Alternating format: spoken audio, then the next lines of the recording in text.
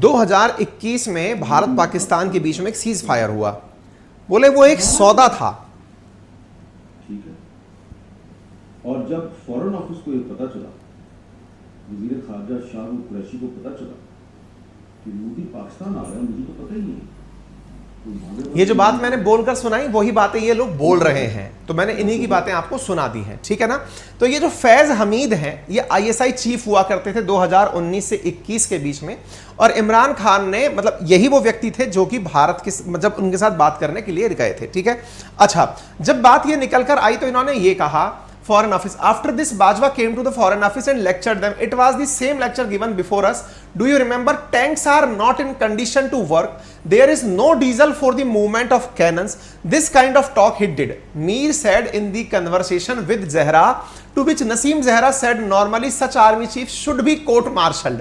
मतलब ये लोग बैठ करके अब अपने आर्मी चीफ के ऊपर कोर्ट मार्शल जो पहले था ना उसके ऊपर कोर्ट मार्शल करवाने की बात कर रहे हैं। अब क्या ये बात सच है? बिल्कुल सच है। कैसे है? आइए आपको ये खबर दिखाते हैं। इंडियन एक्सप्रेस की खबर है अप्रैल 2021 की। In built to ceasefire though NSA Doval met ISI chief in UAE last year. ये खबर निकलकर आई थी कि भारत ने अपने डोवाल साहब से भेजकर आईएसआई चीफ दोनों मिलकर के यूएई के अंदर बैठक करके सीज फायर किए थे, यानी कि युद्ध विराम किए थे कि बॉर्डर पर मतलब अब गोलाबारी नहीं होनी चाहिए। तो जो नहीं होनी चाहिए उस दौरान उन्हें किसी प्रकार से बाजवा को खरीद लिया गया था, मतलब सौदा किया गया था, जिस कारण से बाजवा भारत विरोध में कुछ बोल ही नहीं रहे थे। ये इनका कहना है, ठीक है ना। अच्छा, अब एक चीज यहां पर और निकल कर आती है और वो ये क्या है, बोले एक बात बताओ, बाजवा इस काम के लिए इतने उत्साहित क्यों थे? मतलब कश्मीर मुद्दे पर शांति, चलो ठीक है, हमारे पास में वो नहीं है, क्या नहीं है, डीजल नहीं है, गोला बारूद नहीं है चलाने के लिए, कोई बात नहीं, लेकिन फिर भी बाजवा कश्मीर मुद्दे पर इतने उत्साहित क्यों थे? इसके पीछे का कारण है कि once upon a time Imran Khan ने कहा था कि जो भी व्यक्ति मतलब वो करा देगा, कश्मीर का मुद्दा सॉल्व करा देगा, उसे नोबेल पीस पुरस्कार मिलेगा। ऐसी स्थिति में कहा जा रहा है कि जो इमरान खान ने कहा था कि जो भी व्यक्ति कश्मीर मुद्दा रिजॉल्व करा देगा उसे नोबेल पीस पुरस्कार मिलेगा। इसी कारण से क्या पता बाजवा इस मुद्दे पर सेटलमेंट कराने की कोशिश कर रहे हो। अब बात सवाल यह बनता है कि जब इतना ही बुरा था बाजवा, तो ऐसी स्थिति में इमरान खान ने बाजवा को 3 साल का एक्सटेंशन क्यों दिया? अब यह सवाल का जवाब तो खैर इमरान खान जानते हैं, लेकिन इमरान खान ने अपनी तरफ से जवाब देते हुए कहा कि यह ना लगे लोगों को कि हमारे बीच में अनबन चल रही है, इसलिए मैंने बाजवा को 3 साल का एक्सटेंशन दिया है। और इमरान खान ने बाजवा को 2022 तक के लिए आर्मी चीफ बनाकर भेज दिया। अब बड़ा सवाल यह है, जब यह सवाल इंडिया की तरफ से पूछा गया कि भाई बताइए क्या वाकई में ऐसा कुछ है क्या, कि आने वाले थे क्या? भाई हमारे पत्रकार भी तो पूछेंगे कि मोदी जी वहां जाने वाले थे क्या? तो हम तो कभी इस चीज पर रेस्पॉन्ड देते ही नहीं है, एकदम सरप्राइज विजिट होती है। नवाज शरीफ के यहाँ पे भी, नवाज शरीफ के पोती की शादी में भी सरप्राइज विजिट थी मोदी जी की। ऐसी स्थिति में फिर एक और पत्रकार निकल के आते हैं जिनका उसी समय का एक आर्टिकल उर्दू में बाहर निकलता है, और वो क्या है, जरा इस आर्टिकल को देखें। जिन्हें उर्दू आती है वो देख सकते हैं, इसमें 2021 जरूर उन्हें दिख रहा होगा। ये उर्दू में लिखा हुआ है, हमारी टीम ने इसका ट्रांसलेशन किया तो कुछ अंग्रेजी ऐसी निकल कर आई। क्या लिखा हुआ है, army had also agreed in Narendra Modi to come Pakistan in 2020। This fast was done by general Faiz Hamid. मैंने इसको अंग्रेजी में भी टाइप करवा लिया है। ये वो फैज हमीद हैं जो कि आईएसआई चीफ हुआ करते थे, इनके साथ मामला हुआ था। तो ये अंग्रेजी में यूं है, कुछ इधर देखिए। इस आर्टिकल में जो कि जनवरी 5 में प्रकाशित हुआ था, इसमें जावेद चौधरी ने लिखा है about the inflection point that led to estrangement between the Pakistan military establishment and Imran Khan and consequently the fall of PTI led government. He wrote that the then ISI chief General Faiz Hamid had met with India's national security advisor Ajit Doval several times। यानी जो पाकिस्तान के ISI chief थे वो अजीत डोवाल जी से कई बार मिले थे, और कहां पर, अरब कंट्री के अंदर यानी यूएई के अंदर, which had eventually led to an agreement that Modi would travel to Pakistan on April 9, 2021, जिसमें यह तय किया गया था क्योंकि देखिए अगस्त के अंदर अगस्त 2019 में भारत ने कश्मीर से 370 हटा दिया था। उसके बाद पाकिस्तान जो है वो खुद के ही नुकसान पर उतर पड़ा था। कश्मीर का मुद्दा उठाते उठाते बोलने लगा हम व्यापार नहीं करेंगे, हम विरोध करेंगे, हम विरोध करेंगे। अब जिनके घर में दाने नहीं हैं वो बकवास कर रहे हैं फालतू की। ऐसी स्थिति में इनके बीच में एक सुलहनामा सेट हुआ कि बोले एक काम करते हैं, मोदी जी को पाकिस्तान भेजते हैं, तुमको थोड़ा शांत कराते हैं ताकि तुम्हें लगे कि हाँ अब हम दोस्त हो गए हैं। अप्रैल 9 2021 को मोदी जी को पाकिस्तान जाना था।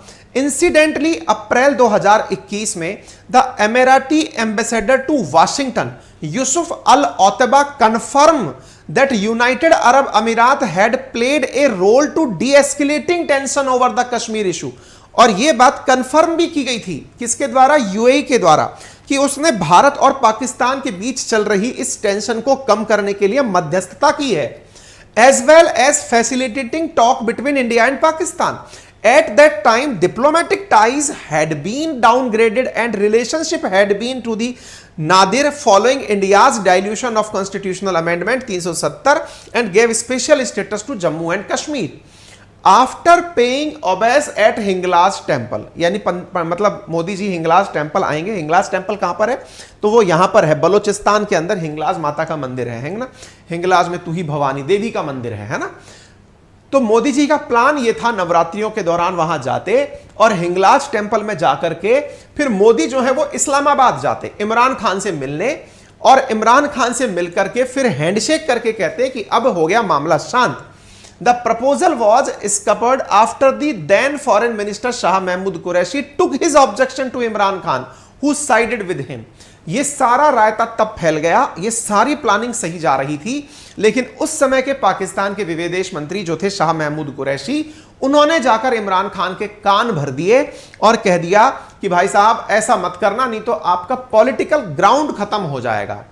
Qureshi had apparently pointed out that India had not made any concession over Kashmir Article 370।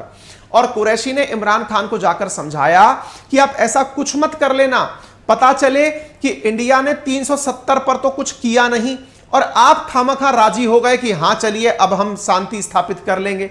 इससे कश्मीर मुद्दे पर भारत एक भी कदम अगर पीछे हटे, 370 की जगह वो ये बोल ले कि अब हम इसको राज्य बनाएंगे या इनके लिए कुछ अलग करेंगे, तो कम से कम एक तो ऐसी चीज निकल कर आए जिसमें पाकिस्तान की भी इज्जत रह जाए। कुरैशी ने जाके जब इमरान खान को यह बात समझाई तो इमरान खान बैकफायर कर गए। जब इंडिया की विदेश मंत्रालय से पूछा गया कि मोदी जी का ऐसा कुछ प्लान था क्या, तो उन्होंने साफ साफ इनकार कर दिया, बोले नहीं नहीं ऐसी सब बातें हैं, चलती रहती हैं। इंडिया आजकल उस मोड में है ना, करने के बाद बताता है कि हमने ये कर दिया है, चाहे फिर वो सर्जिकल स्ट्राइक हो, चाहे फिर पाकिस्तान में नवाज शरीफ के घर यात्रा करने का तरीका हो, पाकिस्तान से रिलेटेड चीज हम करके बताते हैं कि हाँ सॉरी हो गया था। ऐसी स्थिति में जब पूछा गया, बोले नहीं ऐसी कोई प्लानिंग ही नहीं थी। तो ऐसी स्थिति में अब डोभाल साहब और आईएसआई चीफ का मिलना जो था वो उस समय वेस्ट चला गया। फाइनली इन दोनों का रिटायरमेंट हुआ, आईएसआई चीफ चले गए और बाजवा चले गए। इन दोनों के जाने के बाद ही फाइनली ये हो पाया कि भाई मतलब जो भी स्थितियां हैं, कश्मीर के मुद्दे पर पाकिस्तान अपनी जगह पर बरकरार रहेगा। इधर की तरफ डोनाल्ड लू के द्वारा पाकिस्तान में इमरान खान की सरकार गिरा दी जाती है और शहबाज शरीफ की सरकार बन जाती है। जब सरकारें ही बदल गई तो पाकिस्तान का जो डर है कि कश्मीर मुद्दे पर भारत हमेशा की तरह आगे बढ़ेगा, वो भी सही निकला।